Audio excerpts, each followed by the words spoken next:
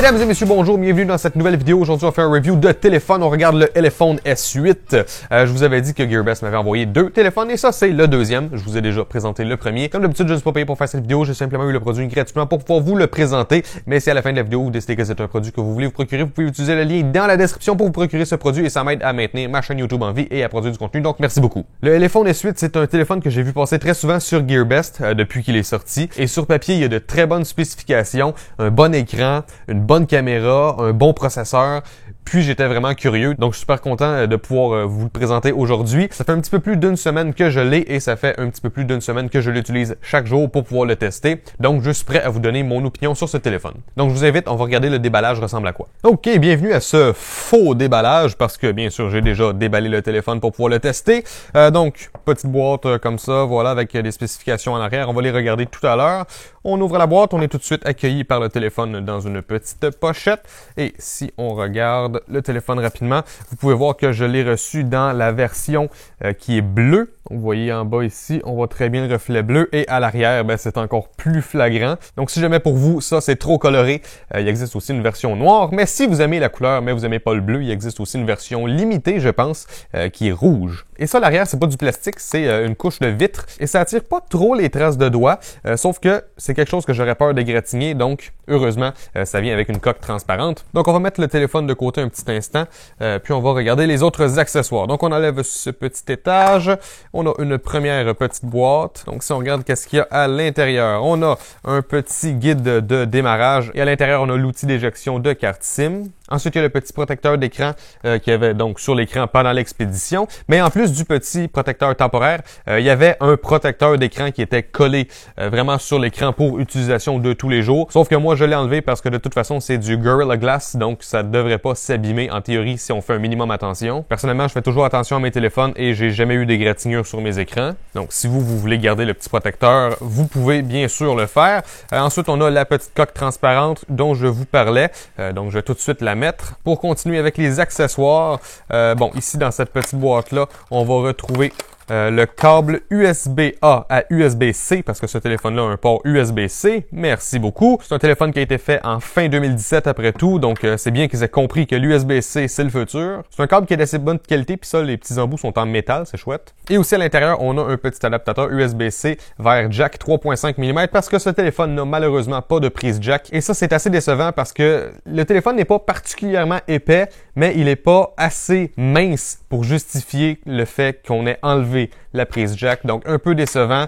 Mais bon, au moins, ils nous ont donné l'adaptateur. Et ensuite, bien sûr, on a la prise d'alimentation. Donc ça va nous envoyer du 5 volts à 2 ampères. Et bon, prise européenne, donc ça sera pas très utile pour moi. Mais ça m'amène à mon prochain sujet. Ce téléphone, théoriquement, il n'est pas destiné au marché américain. Sauf que, pour moi, il fonctionne parfaitement bien sur mon réseau mobile. Contrairement au Vernay Mix 2, qui était absolument incompatible avec les fréquences de mon fournisseur ici au Canada, celui-ci, théoriquement, il supporte pas la 4G de mon fournisseur, sauf que si je le déverrouille rapidement, vous voyez qu'est-ce qui est écrit ici en haut? Je vais vous le zoomer bien comme il faut. Ben oui, je capte même la 4G. Donc, ce que je vous conseille de faire, rendez-vous sur frequencycheck.com. Je vais mettre le lien dans la description. Puis, vous allez pouvoir voir si ce téléphone est compatible avec les fréquences de votre fournisseur d'accès de téléphone mobile. Bon, j'espère que la luminosité est bien ajustée pour vous. Je vous propose donc qu'on fasse le tour du téléphone. Donc, vous voyez que c'est un téléphone qui est à peu près bezel-less. Si je tire un petit peu sur le boîtier, vous voyez que l'écran va pas mal jusqu'au bord et c'est à peu près la même chose en haut. On n'a pas un gros rebord.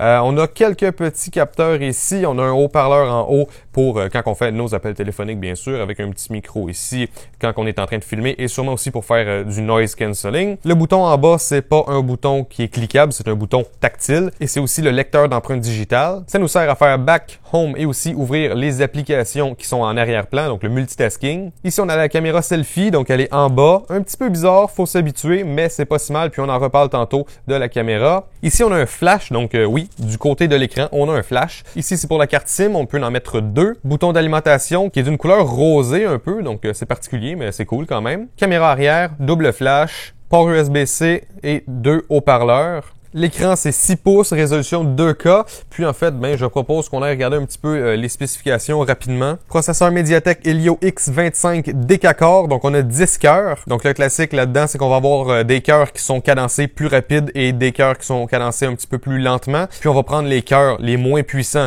pour les tâches qui nécessitent moins de puissance et les cœurs plus puissants pour les tâches qui nécessitent plus de puissance et ainsi on peut économiser de la batterie quand on fait juste des tâches de tous les jours et utiliser plus de batterie quand on a besoin de plus de performance quand on est en train de jouer à des jeux par exemple. 4 GB de RAM, 64 GB de ROM et on peut pas mettre de carte micro SD. Un petit peu décevant mais bon, 64 GB c'est quand même pas mal.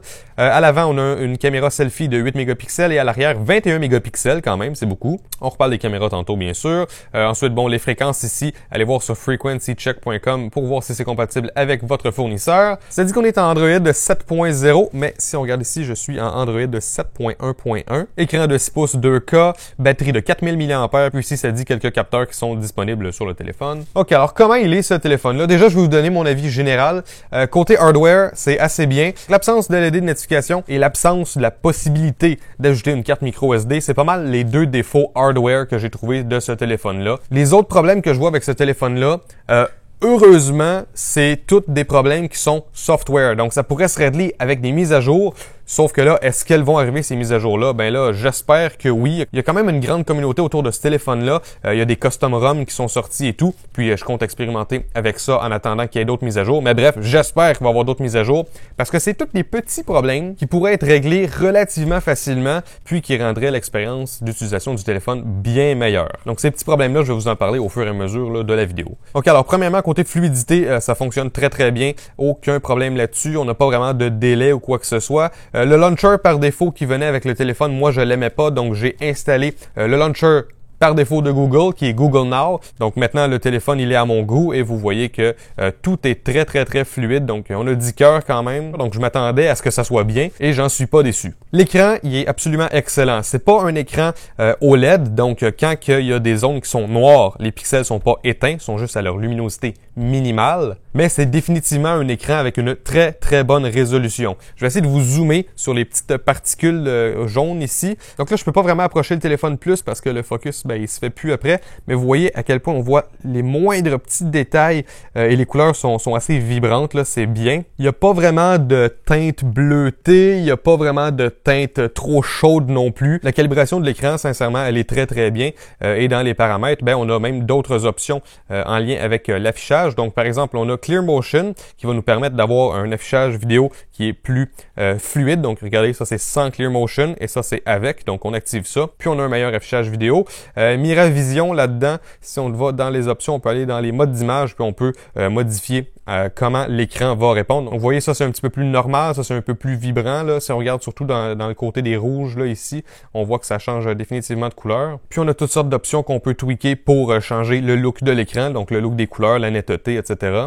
Mais moi je le laisse par défaut. Je trouve que c'est un écran qui est très très beau. Probablement le meilleur écran pour un téléphone dans cette gamme de prix. Donc bien sûr, ça c'est quelque chose qui est un petit peu difficile à montrer à la caméra, sauf que j'espère que vous allez quand même bien voir. On est à peu près stock Android.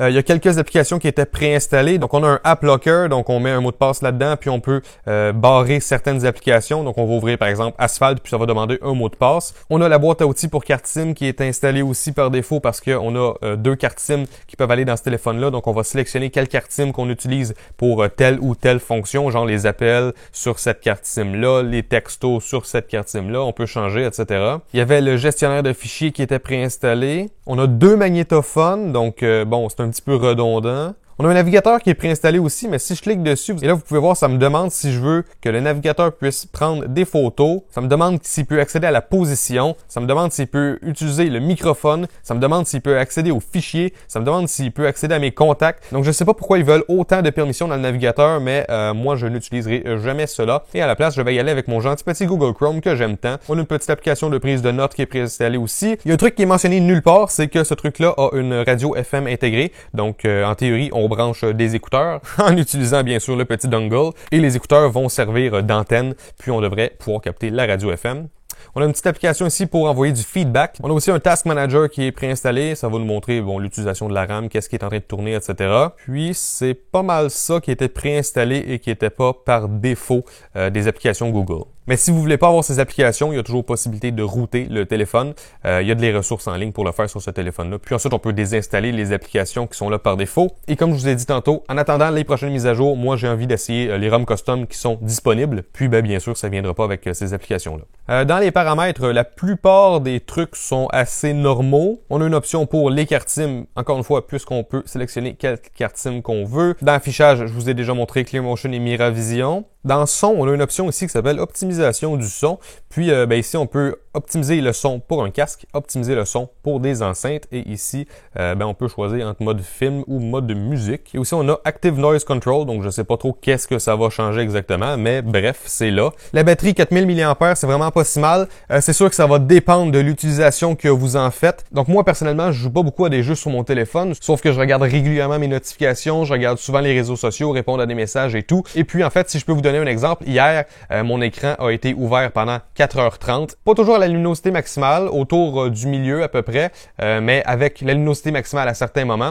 Puis après 4h30, donc j'étais rendu à 12% de batterie. Donc pensez-y, là, 4h30 où est-ce que l'écran est toujours allumé, c'est quand même très bon. Encore une fois, là, ça va dépendre qu'est-ce que vous êtes en train de faire avec votre téléphone. Si vous êtes en train de jouer à des jeux vidéo, ça va certainement pas durer 4h30. Là, c'est sûr que ça va durer un petit peu moins longtemps que ça. Mais bref, pour une utilisation qui est normale, la batterie est très bonne. La mémoire vive, 4 GB, c'est pas si mal. C'est sûr que maintenant, dans les téléphones, on voit de plus en plus des 6 GB apparaître, etc. Donc, à moins que vous fassiez énormément de multitasking et qu'en plus vous jouez à des jeux vidéo en même temps, 4 GB, ça devrait être amplement. Dans les gestes, on a l'accès rapide à la caméra, encore des trucs de caméra, screenshot, blablabla. Du Speed, ça c'est un truc qui va nous permettre d'accélérer l'application au premier plan en limitant les applications en arrière-plan. Donc ça peut être pratique dans certaines situations, mais j'ai pas eu besoin de l'utiliser. Le GPS est assez précis, je m'en suis servi en voiture sans problème. Ensuite, on a quelques petits trucs genre whitelist et ça dit les applications sélectionnées ne vont pas être cleared, vidées en quelque sorte, en arrière-plan. Donc, j'imagine que ça nous permet de sélectionner quelles applications on veut laisser tourner en arrière-plan.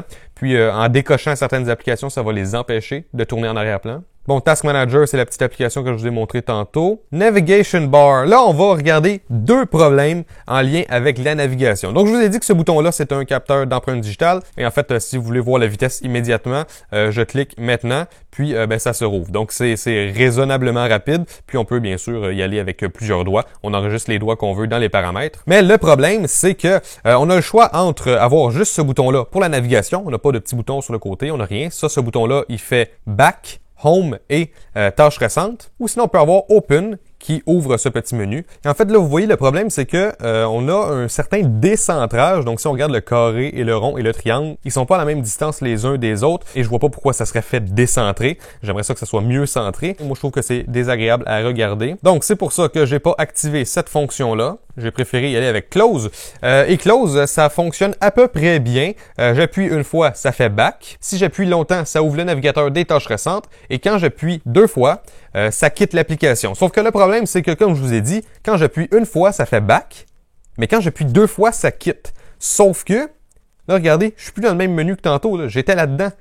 Quand j'appuie deux fois, même si ça quitte, ça fait un Back quand même. Donc ça, c'est vraiment, vraiment fâchant parce que je peux être dans une application, par exemple. Donc disons, là, je vais aller sur Reddit, OK? Et sur Reddit, en fait, regardez bien, si je me rends, par exemple, ici, donc disons que ça fait 15 minutes que je suis sur Reddit, je fais Back et je reviens dans l'application.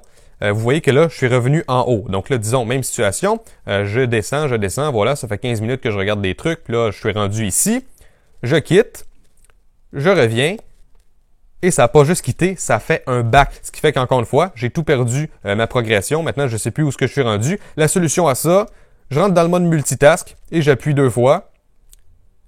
Et si je retourne maintenant dans l'application, vous voyez que je suis à la même place que tantôt. Donc, ça prouve vraiment que quand j'appuie deux fois, ça fait un back. Sauf que, pour annuler ça encore une fois, je vais dans le multitask et j'appuie deux fois. Puis donc, ça fait un back du multitask. Donc, je sors du multitask. Puis ensuite, après ça, je quitte. Donc, bon.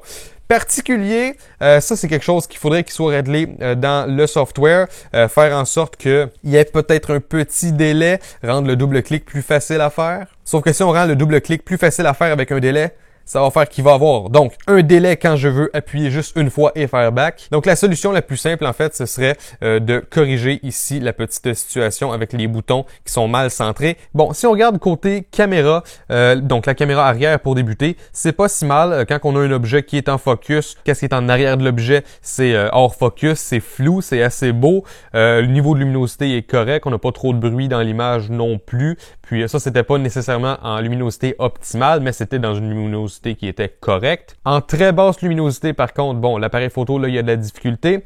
En général, le focus, il est pas super rapide. C'est pas les couleurs les plus vibrantes non plus. Sauf qu'il suffit de mettre ça sur Instagram, utiliser des petits filtres et puis voilà, on vient d'améliorer la photo. Mais au moins, la photo, quand elle sort, elle est quand même assez crisp. Elle est pas toute floue. Côté vidéo, il y a une désynchronisation entre la vidéo et la voix.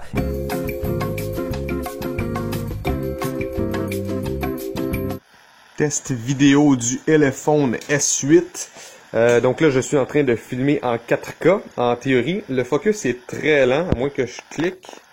Bon, j'ai cliqué, le focus s'est fait, mais on dirait que le focus ne va pas se faire tout seul sinon. Donc si je me rapproche ici, si je me mets très près, est-ce que ça va se faire tout seul? Non, il faut vraiment que je clique pour qu'il fasse le focus. Mais une fois que j'ai cliqué, ça se fait quand même assez bien. Puis il y a le miroir qui est sur ma Creality CR10, on s'en reparle bientôt. Mais côté qualité, ça a l'air pas si mal, sauf que côté framerate, on voit clairement qu'on n'a pas du 30 fps ici. Je prends une vidéo selfie, et là je regarde surtout l'écran et non l'objectif qui se trouve ici, juste pour voir à quoi ça ressemble.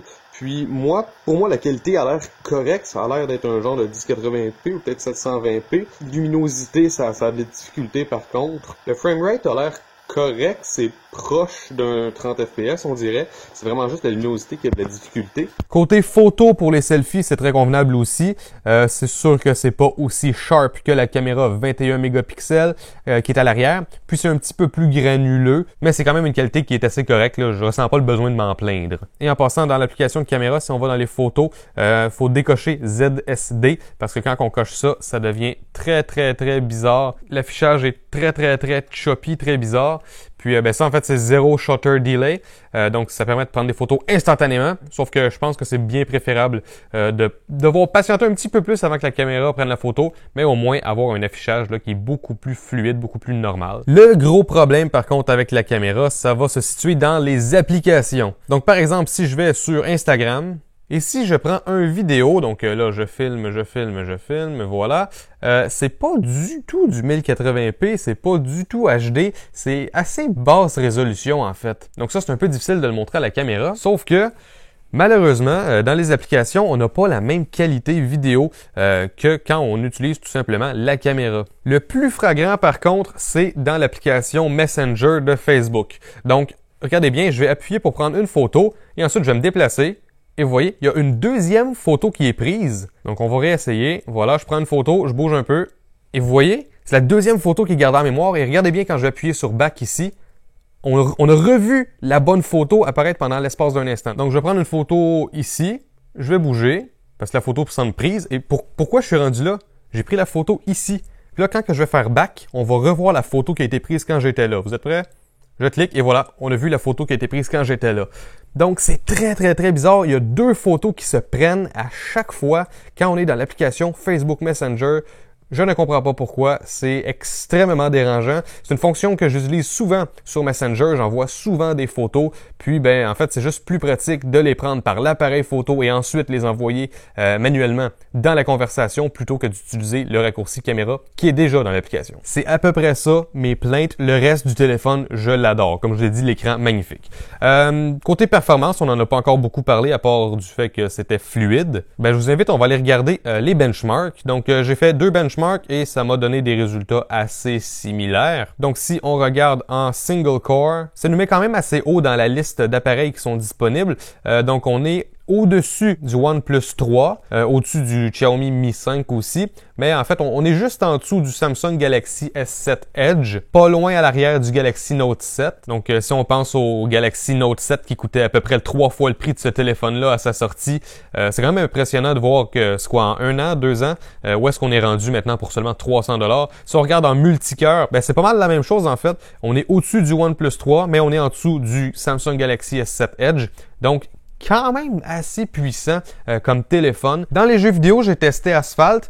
Personnellement, j'ai pas vu de descente de framerate, mais dans certains autres jeux, par exemple des shooters où est-ce qu'il y a plein d'explosions et des effets et tout, c'est possible que ça ralentisse un petit peu. Mais moi, c'est pas quelque chose qui m'a posé problème sur Asphalt, qui est un jeu qui a d'assez beaux graphiques. Moi, j'ai pas eu de baisse de framerate du tout. Ça se jouait de façon très fluide. Et c'est quand même impressionnant qu'on puisse jouer un jeu comme ça, de façon fluide sur un écran 2K. Si jamais vous vous en foutez d'avoir l'écran 2K et que vous préférez juste l'avoir en affichage 1080p avec certains pixels doublés, avec une grosseur d'écran de 6 pouces, même en 1080p, ça va faire un très bel écran. C'est possible de brancher le téléphone par USB et par commande ADB. On peut envoyer une commande dans le téléphone, puis ça va mettre l'écran en mode 1080p au lieu de le mettre en mode 2K. Et ça peut peut-être un petit peu réduire le stress sur le processeur et donc peut-être même améliorer un petit peu la durée de vie de la batterie. Et puisqu'on peut changer cette option-là par commande ADB, j'aurais beaucoup voulu voir ça dans les paramètres, un endroit où est-ce qu'on peut choisir la résolution, surtout si on considère le fait que dans affichage, on a toutes les options Miravision,